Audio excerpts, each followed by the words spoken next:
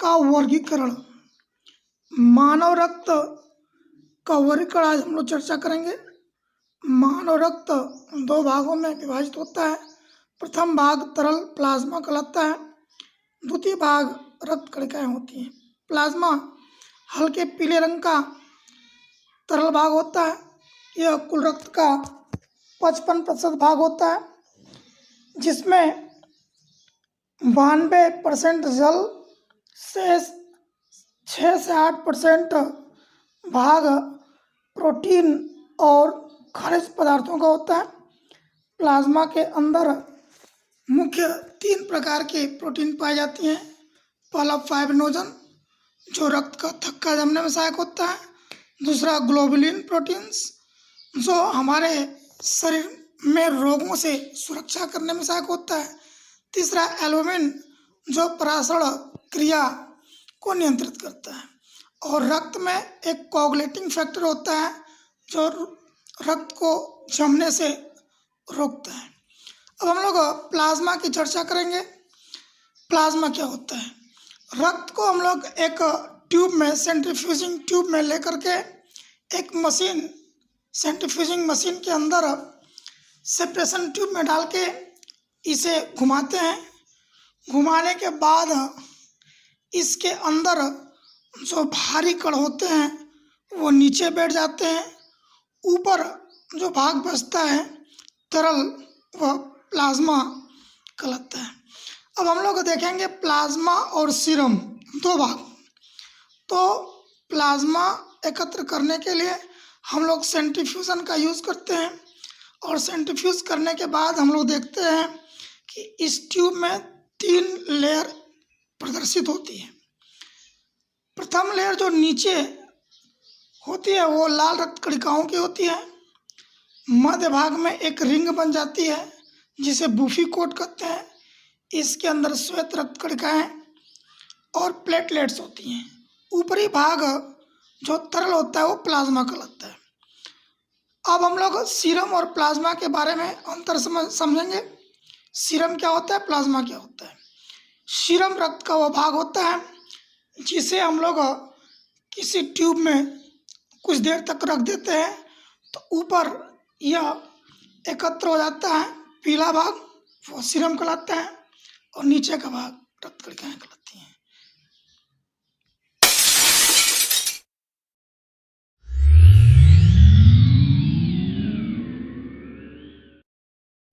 रक्त को सेंट्रीफ्यूज करने पर निचले सतह पर लाल रक्त कणिकाएं एकत्र हो जाती हैं, जो कुल रक्त का 45% भाग होती है। मध्य भाग में एक रिंग बन जाती है जिसे बुफी कोट कहते हैं। इसके अंदर प्लेटलेट्स और श्वेत रक्त कणिकाएं होती हैं। ये कुल रक्त का 1% भाग होते हैं। और ऊपरी भाग में प्लाज्मा होता है, जो कुल रक्त का लगभग 55% भाग होता है। इसी के आधार पर हम लोग रक्त का वर्गीकरण करते हैं। सीरम और प्लाज्मा में अंतर। सीरम और प्लाज्मा में अंतर हम लोग इसमें उपस्थित क्लॉटिंग फैक्टर, एंटीकोगुलेंट्स, जल की मात्रा और सेंट्रीफ्यूजिंग के आधार पर करते हैं। हम लोग सीरम की चर्चा करेंगे। सीरम रक्त का वह भाग होता है जिसमें क्लॉटिंग फैक्टर अर्थात फाइब्रिनोजन उपस्थित नहीं होता। सीरम को एकत्र करने हेतु प्लेन ट्यूब का प्रयोग किया जाता है। इसमें किसी एंटीकोगुलेंट्स की आवश्यकता नहीं होती।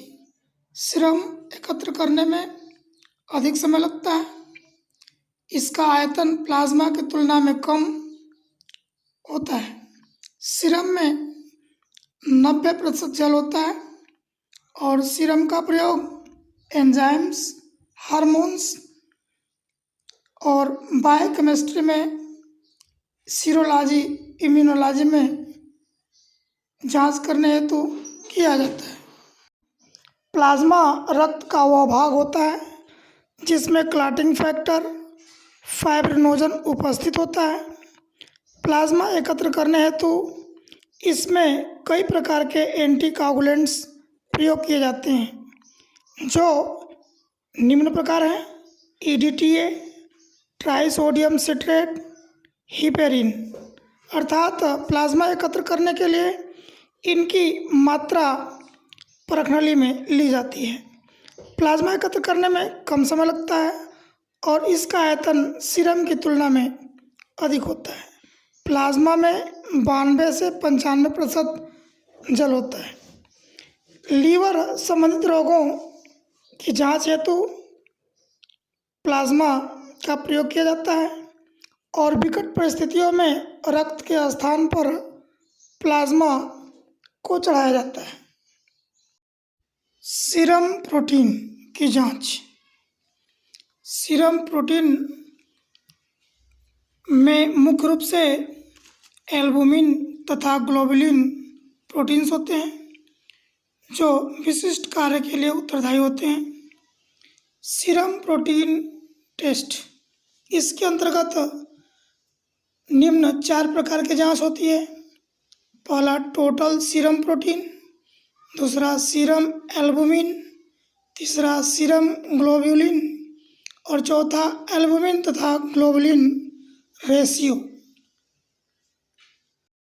सीरम के प्रोटीन की जांच हम लोग आवश्यकता अनुसार करते हैं। हम लोग देखेंगे सीरम में प्रोटीन का नॉर्मल वैल्यू क्या है। पहला टोटल सीरम प्रोटीन 6.5 से 8.5 ग्राम प्रति डेसीलीटर। सीरम एल्बुमिन 3.5 से 5.5 ग्राम डेसीलीटर। सीरम ग्लोबुलिन्स 2.5 से 3.5 ग्राम डेसीलीटर यह नॉर्मल वैल्यू होता है। प्रोटीन की जांच कब की जाती है? प्रायः लीवर और किडनी रोगों में तथा कुपोषण की स्थिति में सीरम प्रोटीन की जांच की जाती है। जैसा कि हम देखते हैं, सीरम एल्बुमिन जब कम हो जाता है तो शरीर में पानी जम जाता है, सूजन हो जाती है। कोरोना वायरस, यह विषाणु पूरे विश्व को चपेट में ले लिया है। लाखों लोग मर रहे हैं। इस स्थिति में प्लाज्मा थेरेपी सामने आई है। यह थेरेपी बहुत ही पुरानी है। इस थेरेपी में उस रोग से ग्रसित व्यक्ति जो बाद में सही हो जाता है, उसके रक्त से प्लाज्मा को निकालकर किसी दूसरे व्यक्ति को चढ़ा दिया जाता है, जिसके कारण उस प्लाज्मा में विशेष प्रकार के एंटीबॉडी बन जाते हैं जो उस रोग से लड़ने की क्षमता प्रदान करते हैं। ये इस रोग से बचने का महत्वपूर्ण तरीका है।